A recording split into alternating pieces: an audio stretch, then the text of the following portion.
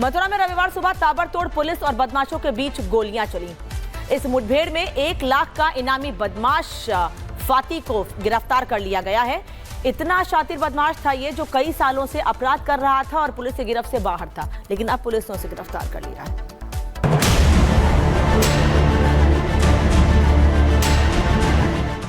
उत्तर प्रदेश को अपराध मुक्त बनाने के लिए पुलिस का ऑपरेशन जारी है। यूपी पुलिस बदमाशों और कुख्यात अपराधियों को बिल से निकालकर उन्हें सलाखों के पीछे पहुंचा रही है या फिर एनकाउंटर में ढेर कर रही है। और एक बार फिर योगी फोर्स ने कुख्यात बदमाश को एनकाउंटर में ढेर कर दिया है।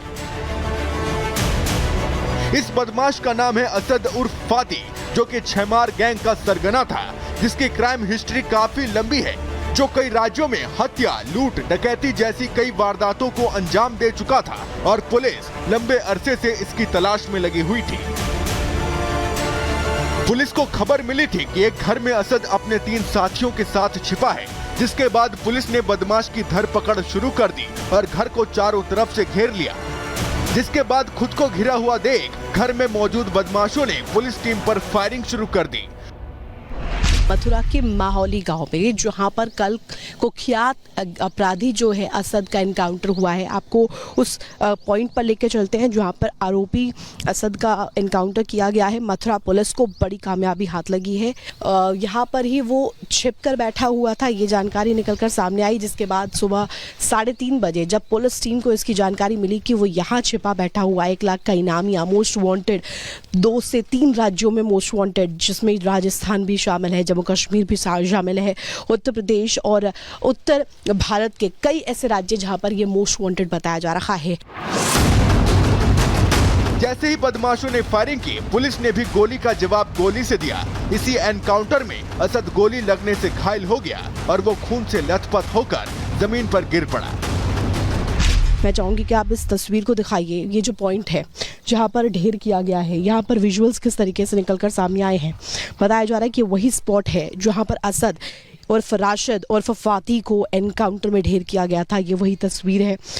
ये ब्लड स्टेन है आरोपी का, जो कि इस वक्त हम आपको दिखा रहे हैं तस्वीरों में किस तरीके से यहाँ पर ढेर किया गया था। बताया जा रहा है कि जब टीम यहाँ पर पहुंची, जिसको लीड किया था एसएसपी शैलेश पांडे ने, और इसमें बाकायदे तमाम आला अधिकारी शामिल थे, लीड एसएसपी ने किया था। और इसके साथ साथ जब टीम यहाँ पर पहुंची तो आरोपी द्वारा फायर किया गया और क्रॉस फायरिंग में इसी स्पॉट पर आरोपी ढेर किया गया है। असद को नजदीकी अस्पताल ले जाया गया, जहां डॉक्टरों ने उसे मृत घोषित कर दिया। वहीं इस एनकाउंटर में अंधेरे का फायदा उठाकर असद के 3 साथी फरार हो गए। छमार गिरोह का कुख्यात अपराधी, जिस पर 1 लाख का इनाम भी है, जिसका नाम फाती है, वो अपने 3 अन्य साथियों के साथ थाना हाईवे क्षेत्र के एटीबी से महोली गांव जाने वाली सड़क के कृष्णा कुंज कॉलोनी के पास के एक मकान में देखा गया है। घेराबंदी का पता चलते ही देखते ही उन अपराधियों ने अंधाधुंध पुलिस टीम पे फायरिंग की और आत्मरक्षार्थ जवाबी कार्रवाई में एक अपराधी घायल हुआ, जिसे तत्काल पुलिस टीम द्वारा इलाज हेतु अस्पताल ले जाया गया, जहां उसे मृत घोषित किया गया। शेष अपराधी वहां से फरार हो गए। उनके लिए अभी भी पुलिस टीम कॉम्बिंग कर रही है। छमार गैंग, जो कि उत्तर प्रदेश, राजस्थान, पंजाब और जम्मू कश्मीर में काफी सक्रिय रहा था, असद उसी छमार गैंग का सरगना था। असद यूपी के हापुड़ का रहने वाला था, जिस पर 36 से ज्यादा केस दर्ज थे, जिसमें लूट, डकैती और हत्या जैसे कई मामले शामिल थे। जम्मू कश्मीर, पंजाब, राजस्थान, यूपी में इसने कई वारदातों को अंजाम दिया था। पंजाब के पठानकोट में पूर्व क्रिकेटर सुरेश रैना की बुआ फूफा की हत्या में भी ये शामिल था। इसकी खास बात यह थी कि ये हर शहर में अपना नाम और हुलिया बदलता था और इसने अब तक 12 से ज्यादा अलग अलग नाम रखे थे, जिस वजह से ये कई बार पुलिस को चकमा दे चुका था।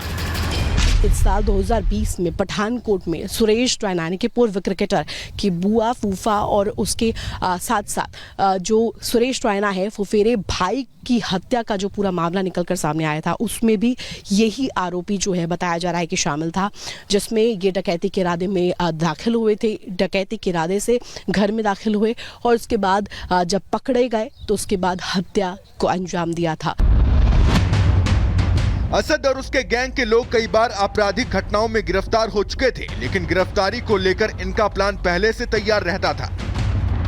वारदात के दौरान अगर गैंग का कोई सदस्य गिरफ्तार होता था तो फर्जी जमानती लगाकर उसकी जमानत करा लेते थे। इसी तरीके से असद पुलिस को चकमा देकर फरार होने में कामयाब होता रहता था और असद का अंत यूपी पुलिस के लिए बड़ी सफलता मानी जा रही है। Bureau report, Republic Bharat.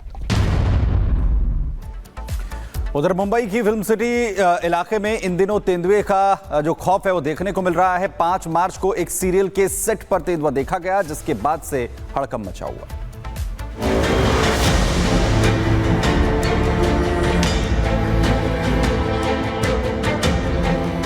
ये जो सेट आप देख रहे हैं, ये एक टीवी सीरियल की शूटिंग का सेट है। 5 मार्च की रात करीब 8 बजे इस सेट पर एंट्री होती है तेंदुए की। ये कोई नकली नहीं बल्कि असली तेंदुआ है जो कि सेट पर घूमता हुआ सीसीटीवी कैमरे में कैद हो गया। गनीमत थी कि जिस वक्त तेंदुआ आया उस वक्त कोई शूटिंग नहीं हो रही थी, न ही कोई व्यक्ति वहाँ मौजूद था। फिल्म सिटी में तेंदुआ दिखने से डर का माहौल बना हुआ है।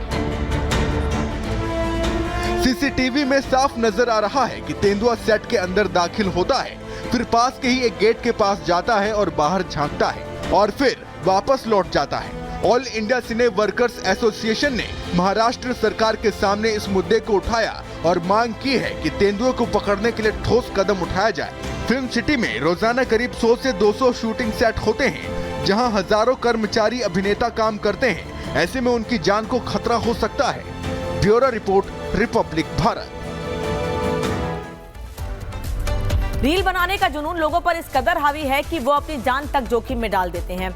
ऐसा ही मामला ग्वालियर में सामने आया है। यहाँ रील बनाने के लिए धुआं दिखाना था, जिसके लिए एलपीजी गैस का रिसाव किया गया। इसके बाद जैसे ही लाइट ऑन की गई, धमाका हो गया। रिपोर्ट देखिए।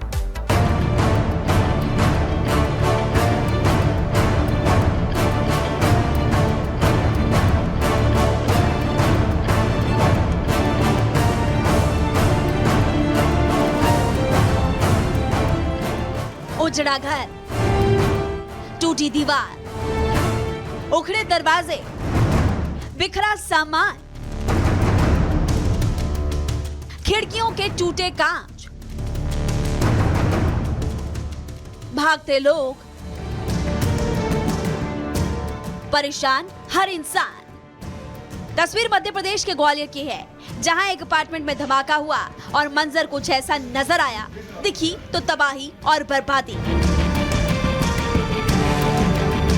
मामला गोला मंदिर थाना इलाके का है। पुलिस के मुताबिक 4 से 5 मार्च की देर रात द लेगेसी प्लाजा सोसाइटी के दूसरे मंजिल के एक फ्लैट में धमाका हुआ, जिसके बाद मकान तबाह हो गया। धमाका इतना जबरदस्त था कि इसका असर ऊपर के 7 फ्लोर और मंदिर तक देखने को मिला। जिस फ्लैट में धमाका हुआ उसमें एक महिला और एक युवक मौजूद थे, जो बुरी तरह से झुलस गए।